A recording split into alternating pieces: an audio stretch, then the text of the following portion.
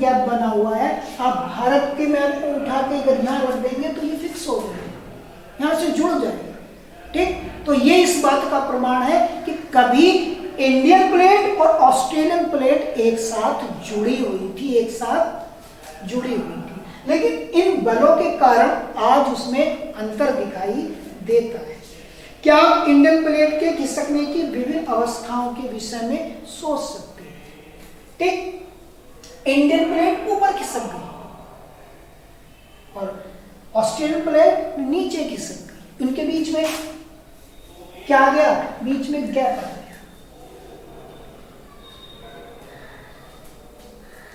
और आगे कहा कि भारतीय उपमहाद्वीप की वर्तमान भूवैज्ञानिक संरचना इसके क्रियाशील भूआकृतिक प्रकरण मुख्यतः अंतर्जात व बहिर्जात बलों व प्लेटों के क्षैतिज संतरणों की अंततः क्रिया के परिणाम स्वरूप हुआ है। आपको यही समझना है कि आज जो स्थिति बनी है, जहां आज भारत दिखाई देता है, उसके पीछे अंतर्जात और बहिर्जात बलों का बहुत बड़ा योगदान है।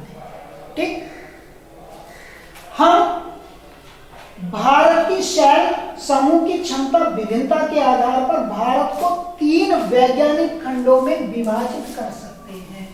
अगर हमें भारत का अध्ययन करना है तो इसको हम 3 भागों में बांट सकते हैं और उसके बाद हम लोग इसका अध्ययन कर सकते हैं। वे कौन कौन से भाग है? पहला भाग है प्रायद्वीपीय खंड, प्रायद्वीपीय खंड या भाग। दूसरा है हिमालय और अन्य, हिमालय और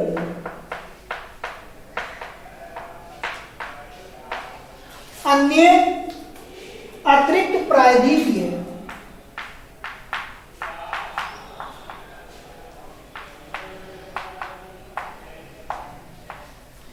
प्रायद्वीपीय पर्वतमालाएं, प्रायद्वीपीय पर्वतमालाएं।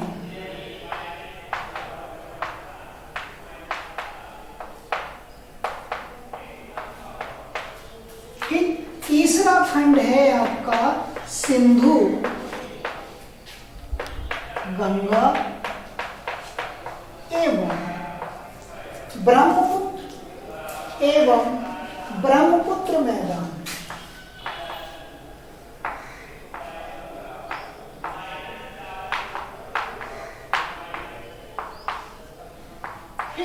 यानी भारत को अगर हम का अध्ययन करें तो 3 भागों से बांटकर अध्ययन कर सकते हैं उसकी संरचना। पहला है प्रायद्वीपीय खंड, दूसरा है हिमालय और अन्य अतिरिक्त प्रायद्वीपीय पर्वतमालाएं, और तीसरा है सिंधु गंगा एवं ब्रह्मपुत्र मैदान। अब मैं इसको बता देता हूं, ये सबसे प्राचीन शैलों से बनी हुई है, जैसे नाइल एवं ग्रेनाइट जैसी शैलों से इसका निर्माण हुआ है, और इसका विस्तार भारत में कच्छ से लेकर ठीक मेघालय राज्य तक फैला हुआ है। यानी भारत का ये भाग गुजरात से शुरू होकर गुजरात, राजस्थान, अरावली पर्वत से पश्चिम, दिल्ली से निकल के फिर गंगा और यमुना के समांतर भारत के पूर्वोत्तर क्षेत्र तक चला जाता है। ये प्राचीन कठोर शैलों से बना हुआ है। ठीक, इसमें नाइस और ग्रेनाइट जैसे शैलों की अधिकता पाई जाती है, या निर्माण ऐसा मान लीजिए इसका निर्माण ही इन शैलों से हुआ है। ठीक, बहुत ही महत्वपूर्ण ये भाग है भारत का। कहां तक मैंने आपको बताया? मैंने बताया कच्छ रण से शुरू होता है, गुजरात से शुरू होता है, भारत के पश्चिमी हिस्से को आप देखेंगे जो कटा फटा हुआ है वहां से शुरू होता है, और अरावली पर्वत श्रेणियों से आप निकल के दिल्ली, और दिल्ली से आगे यमुना और गंगा नदी के समांतर होता हुआ पश्चिम बंगाल और उसके बाद भारत के पूर्वोत्तर राज्यों तक पहुंच जाता है। मैं आपको छोटे से रेखा चित्र के माध्यम से आपको बता रहा हूं। यहां कच्छ रण पड़ता है, यहां से आपका इस तरह से राजस्थान शुरू हो जाएगा। ठीक, और यहाँ अरावली की श्रेणियां निकल जाती जो दिल्ली तक फैली हुई है। भारत की राजधानी दिल्ली तक फैली हुई है।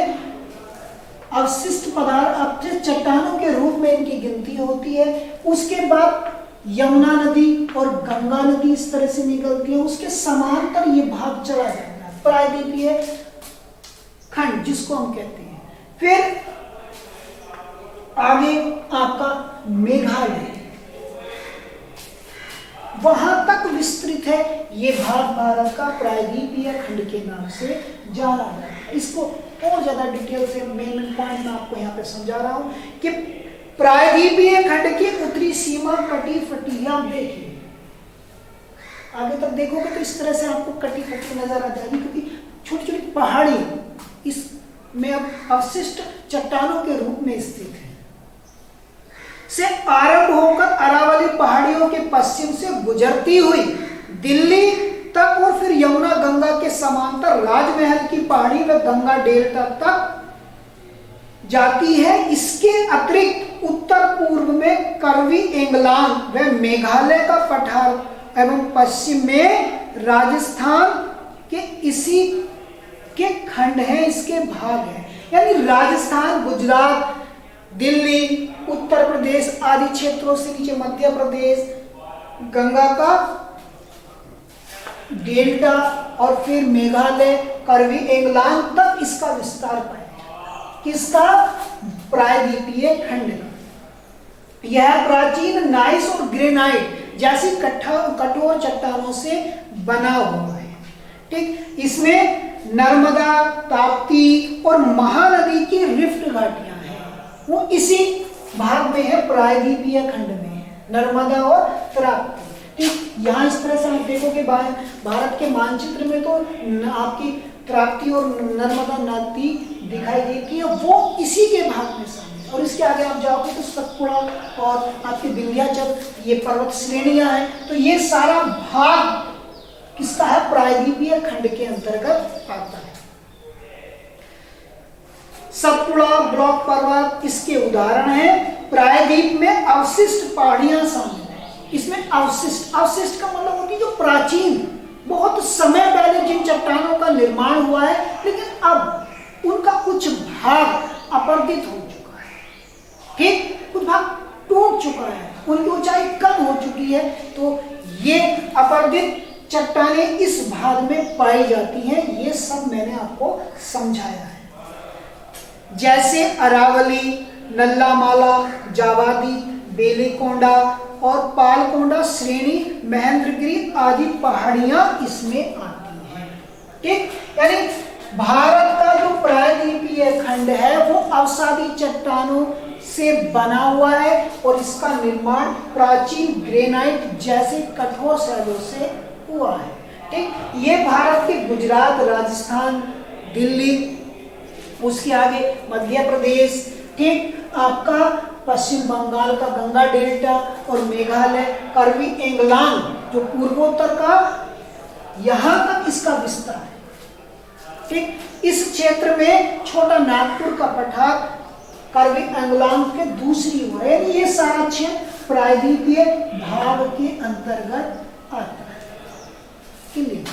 इसके बाद दूसरा आता है हिमालय पर्वत और इसके अतिरिक्त अन्य प्रायद्वीपीय पर्वतमालाएं। ठीक, हिमालय पर्वत के अतिरिक्त कुछ पर्वतमालाएं भी, पर्वत श्रेणियां भी इसका अंग है। ठीक, भारत का एक हिस्सा है। इसमें क्योंकि हिमालय पर्वत का निर्माण कुछ वर्षों पहले हुआ, उसका अभी तक चल रहा है।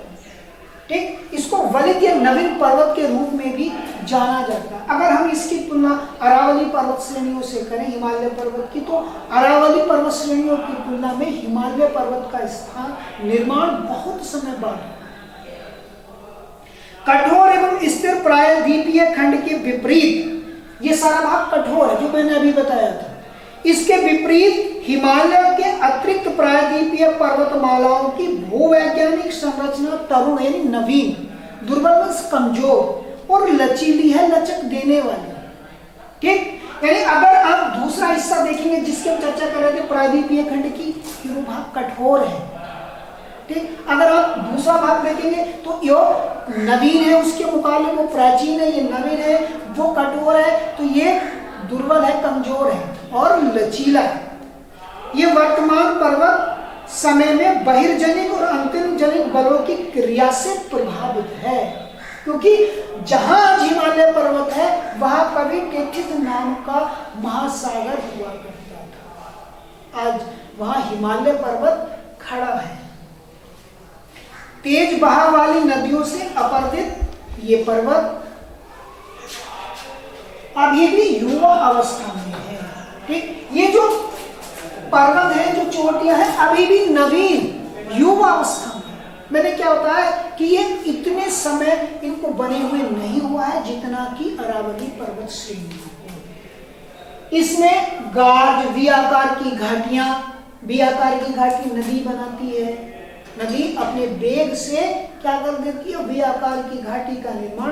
वी आप समझ रहे होंगे, अंग्रेजी का अक्षर है, उसके आकार की घाटी होती है, उसको हम वी आकार की घाटी कहते हैं, ठीक। यानी जो हिमालय और अन्य अतिरिक्त प्रायद्वीपीय पर्वतमालाएं हैं वो नवीन है, किसकी तुलना में, प्रायद्वीपीय खंड की तुलना में। प्रायद्वीपीय खंड कैसा है, कठोर है, ठीक, पुराना है, लेकिन ये भाग नवीन है, लचीला है और कमजोर है इसकी तुलना में। इसमें बहुत सारी वी आकार की घाटियां, जलप्रपात आदि स्थलाकृतियां आपको देखने को मिलती है, लेकिन इसके पीछे भी किसका हाथ है, अंतर्जात और बहिर्जात बदलाव। अब आता है सिंधु गंगा एवं ब्रह्मपुत्र मैदान, प्लेन एरिया, समतल भाग मैदान क्या कहलाता है, मैदान। यानी भारत का वो हिस्सा जो इन नदियों के द्वारा बहाकर लाई गई मिट्टी से हुआ है, उसको हम इन नदियों के मैदान के रूप में जानते हैं। सिंधु एवं ब्रह्मपुत्र एवं गंगा, ये महत्वपूर्ण नदियां हैं जो भारत के मैदानी भागों का क्या करती हैं, निर्माण करती हैं। तो अब तक हमने आपको ये बताया कि चट्टान क्या है, चट्टान क्या है, सॉरी मिट्टी क्या है, मिट्टी चट्टानों का भारी चूर्ण है, ठीक। भारत के जो स्थलाकृति है उसका अध्ययन हम 3 भागों में बांटकर कर सकते हैं, ठीक। अब तक हमने इस पर चर्चा की और जो महत्वपूर्ण बिंदु मैंने आपको बताए उसको आप अपनी अभ्यास पुस्तिका में नोट करें, ठीक। मुझे आशा है कि आपको समझ आया होगा। आगे की चर्चा हम अगली वीडियो में